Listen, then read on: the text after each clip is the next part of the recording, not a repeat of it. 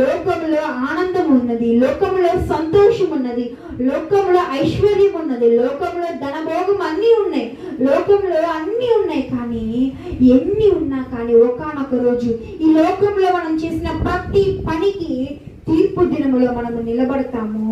ఆ తీర్పు దినములో మనం నిలబడినప్పుడు అపవిత్రమైన పనులకు, లోకంలో సంతోషించిన పనులకు, దేవుణ్ణి విడిచిపెట్టి తిరిగిన ప్రతి ఒక్క ఆ వెళ్ళిన ఆ బాటలో మనము ఖచ్చితంగా ఆ శిక్షను అనుభవిస్తాం.